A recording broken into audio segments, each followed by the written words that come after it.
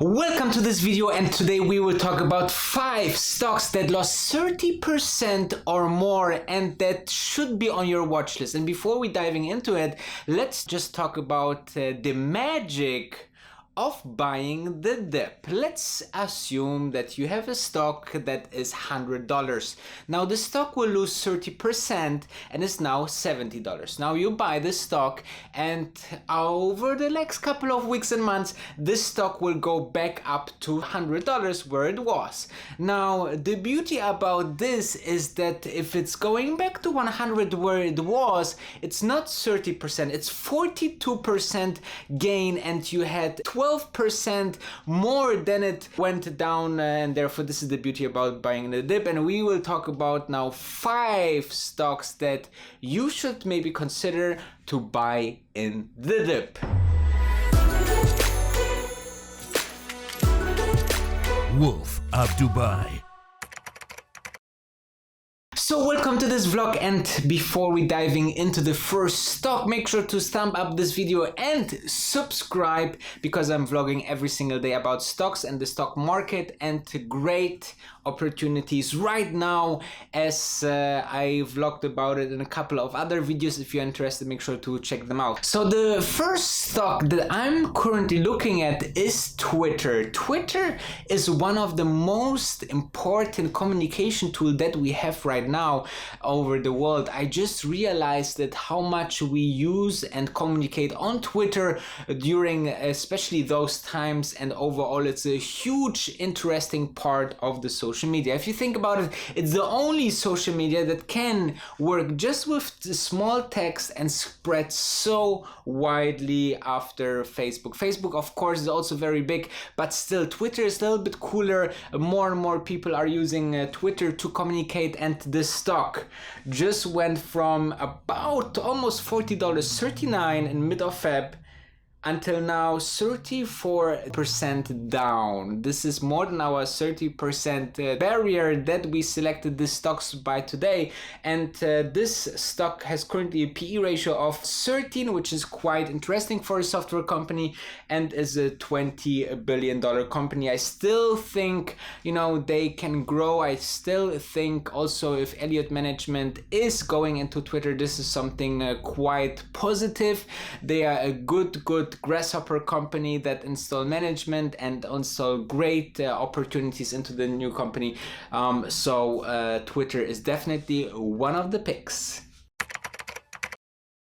Let's talk about Nike. From the 12th of February until the 19th of March, as of this recording, we see a drop of 29.55%. And think about it, if you having shoes and sneakers, most probably you have a pair of Nike. Nike is such a big and beautiful brand that they are really a great pick for a couple of next years. They will be around for the next 100 years, in my personal opinion. I believe that this company has way much to go over the next couple of weeks and months. The PE ratio dropped significantly to 25. It was always a little bit too expensive for me, but now it's a great interesting stock, a super good management. Brand is one of the biggest brands in the world. Everybody knows the Nike swoosh, and therefore I can just recommend Nike is a really good pick in those times.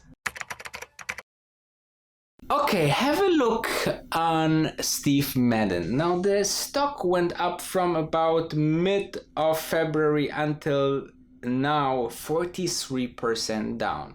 But maybe you know Steve Madden from the movie Wolf of Wall Street, or the documentary on Netflix where it's talked about his life. I think he's really a great driver for the company, and this is also what you see over the overall chart. If you look just the 5 years, you see that it went in one direction. Over the last 10 years a little bit of drop from 2015, you know, but overall, if you see from 2010 until, you know, the recent highs in January, over 5 years, 340%.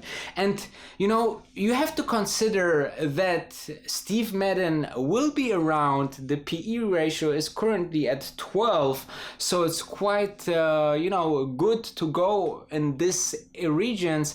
And I believe, you know, women will always buy shoes, right? And this is something that is incredibly, really good managed company. And Steve Madden, if he is on the board and still is driving the company, then this company will continue their run up, and you can use this drop that puts the stock down somewhere in the regions of about December 2015. So you basically saving 5 years.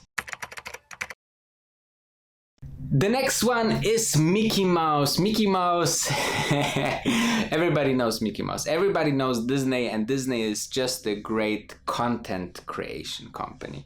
With a PE ratio of 15 or almost 16 and a drop of about 33%, this is a great. I mean, in the last couple of weeks, I think they dropped even to 80.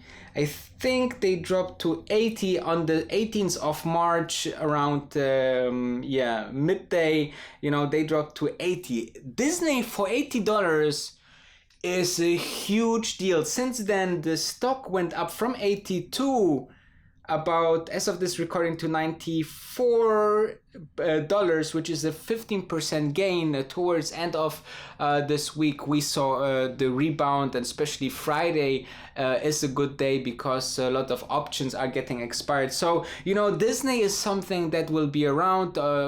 The parks will absolutely be crashed once they reopen, and all of this will settle, and it will settle long term. So think about Disney for a really good price. Last but not least, it's Google that I'm currently looking at this values, because if you are seeing the 18th of February until 17th of March, it's not 30% but around 28. So let's consider it into this list. Why Google is so interesting. Google is the backbone of our internet services. Think about their search engine, think about their advertising, think about their YouTube, and so on and so on. And therefore, I believe that they will see a surge, obviously, in their services. But remember that actually what makes the social media and internet interesting is advertising. And what is the first thing that companies will cancel? It's advertising. So don't expect that Facebook and other social media will just blow up in numbers. This will slightly increase, but maybe in the Q2, depending on the situation. I think after the wave of the whole situation, we will see that actually the revenue for these companies will decline, which will maybe result into further decline for the stock. So therefore, I hope you enjoyed. Give me a like and see you tomorrow. A few hours ago, we learned that a big Chicago firm, Ronin Capital, was unable to meet its capital requirements. This forced the Chicago Mercantile Exchange to invoke emergency rules and auction off its portfolio. We are in a global recession, and we're in a global recession because what economic sudden stops do, and it's important to realize that they are normally experienced by fragile states or by a community hit by a natural disaster, where everything comes to a stop. By the way, you look at the data from Korea, there's some very interesting evidence that suggests that people from 20 to 30 are the massive spreaders. You know, the so-called R0, the reproduction number of the virus, I think is much higher, particularly in that group of people. So you have a group of people that are 20 to 30, the millennials, they're going out, they're having fun, they don't feel sick, not afraid of anything, and they are spreading this everywhere. And by the way, when the colleges shut down, they all go on spring break, and they spread it everywhere. When people feel like a situation is out of control and they can't understand it and they feel a lot of anxiety, they feel a great urge to do things. So the antidote to anxiety really is control. And what people can control right now is buying things. Let's talk about bond yields and interest rates, because that's a crazy subject right now. It is a crazy subject. And it is really crazy. Yeah, so what is your thinking on that? I don't know. I have never been able to predict interest rates.